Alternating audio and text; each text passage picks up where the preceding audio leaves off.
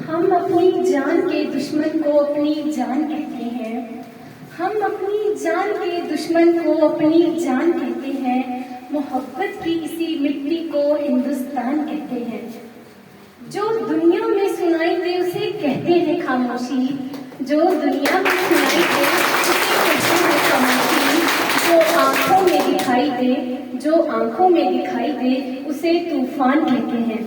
जो ये दीवार का सुराख है ना, जो ये दीवार का सुराख है, चाइना, अमेरिका, पाकिस्तान साजिशों का हिस्सा है। मगर साहब, हम इसे अपने घर का रोशनदान कहते हैं। हम इसे अपने घर का रोशनदान कहते हैं। आदरणीय उपस्थित महानुभावों, अन्य अध्यापकगण व प्रिय सहपाठियों, भाइयों तथा बहनों, जैसा कि आप सब जानते हैं, हर वर्ष 15 अगस्त को स्वतंत्रता दिवस के रूप में मनाया जाता है। हर वर्ष की भांति इस वर्ष भी हम इसको मनाने के लिए यहाँ पर एकत्रित हुए हैं। तो प्रिय दोस्तों, स्वतंत्रता, आजादी, आजादी का मतलब वही समझ सकता है जिसने गुलामी की हो। हम सौभाग्यशाली हैं कि हम स्वतंत्र भारत में जन्मे। यूँ तो आजादी की लो 1857 में ही चल गई थी, जो वर्षाल बनकर 1947 को हमारे देश को आजाद करवाई। प्राचीन, मध्यकालीन और वर्तमान भारत के उदाहरण मैं स्पष्ट करना चाहूंगी कि जब हम फिरंगियों के फेरों में फंस गए थे, तो मेरा रंग दे बसंती चोला की एक आवाज पर टोलों के टोले उमड़ आते थे। वंदे मातरम के नारों से, वंदे मातरम के नारों से खून में आने वाला 5-5 डिग्री का तूफान अंग्रेजी शासन की जड़ों में तूफान ला देता था। लोग मर जाते थे, मिट जाते थे, फांसी चढ़ जाते थे। वो भी अपनी देशभक्ति साबित करते थे, क्योंकि उस वक्त देशभक्ति साबित करना ही उनकी कसौटी होती थी। उसके बाद 62, 65, 71 के युद्धों में अपना सुहाग गवा देने वाली औरत, जब उस औरत के घर के हालात ये हो जाते थे कि प्यार भी भरपूर गया, मांग का सिंदूर गया, नन्हे नोनी हालों की लंगोटियां चली गई, छोटी छोटी बेटियों की चोटियां चली गई।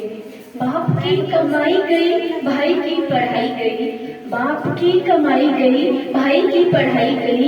ऐसा एक विस्फोट हुआ जिसका पता ही नहीं चला, जिस्म की बोटियां चली गई। अरे साहब, आपके लिए तो एक आदमी मरा है, अरे साहब, आपके लिए तो एक आदमी मरा है, लेकिन मेरे घर की तो रोटियां चली गई, मेरे घर की तो रोटियां चली गई। घर के ये सब हालात हो जाने के बावजूद भी एक माँ अपने बेटे को सरहद पर दुश्मनों की धज्जियां उड़ाने के लिए भेज देती थी और कहा करती थी कि अम्मा ने पत्र लिखा है बड़े ही चाव से, अम्मा ने पत्र लिखा है बड़े ही चाव से। पुत्र मेरे ना घबराना, चाहे 1 इंच कट जाना, पुत्र मेरे ना घबराना, चाहे 1 इंच परे पीछे हट जाना, 1 इंच परे पीछे हट जाना।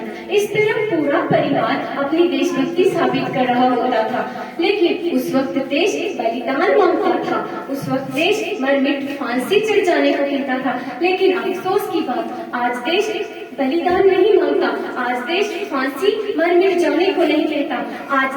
आज तो सच्चा देशभक्त वही है जिसने अपना पूरा काम ईमानदारी, लगन और मेहनत से किया। सच्चा देशभक्त तो वही है। मैं नहीं मानती कि फेसबुक और व्हाट्सएप पर 3 रंगों में रंगने वाली डीपी को देशभक्ति कहते हैं।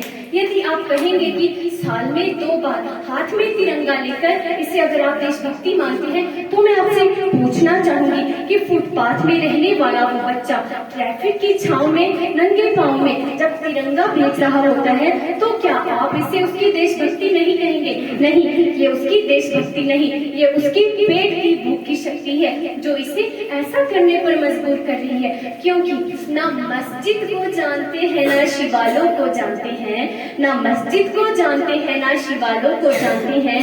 जो पेट के भूखे होते हैं ना साहब, जो पेट के भूखे होते हैं ना साहब, वो सिर्फ भोजन के निवालों को जानते हैं, वो सिर्फ भोजन के निवालों को जानते हैं। अरे कर्म करो कुछ ऐसा कि पहचान बन जाए, कर्म करो कुछ ऐसा कि पहचान बन जाए, हर कदम ऐसा चलो कि पीछे निशान बन जाए। यहाँ जिंदगी तो सब काट लेते हैं, यहाँ जिंदगी तो सब काट लेते हैं, मगर जिंदगी भी काटो ऐसी, मगर जिंदगी भी जियो ऐसी कि दूसरों के लिए भी मिसाल बन जाए। कहा जाता है कि हम दुनिया के सबसे बड़े लोकतंत्र देश में हैं, क्योंकि यहाँ हिंदू पैदा होते हैं, मुस्लिम पैदा होते हैं, सिख ईसाई पैदा होते हैं, लेकिन बड़े अफसोस की बात है हम यहाँ पर इंसान पैदा नहीं होते। मैं कहना चाहूंगी कि राष्ट्र निर्माण के लिए मेरे विचारों से ना हिंदू की जरूरत है ना मुसलमान की जरूरत है, ना हिंदू की जरूरत है ना मुसलमान की जरूरत है। राष्ट्र निर्माण के लिए केवल अच्छे इंसान की जरूरत है, केवल अच्छे इंसान की जरूरत है। मैं आपका ज्यादा समय न लेती हुई अंत में यहीं पर विराम देती हूँ और ये कहना चाहूंगी कि ना सरकार मेरी है ना रब मेरा है, ना सरकार मेरी है ना रब मेरा है, और ना ही ये बड़ा सा नाम मेरा है। अरे मुझे गर्व तो एक छोटी सी बात का है, मुझे गर्व तो एक छोटी सी बात का है कि मैं हिंदुस्तानी हूँ और हिंदुस्तान मेरा है, मैं हिंदुस्तानी हूँ और हिंदुस्तान मेरा है। धन्यवाद। जय हिंद, जय भारत।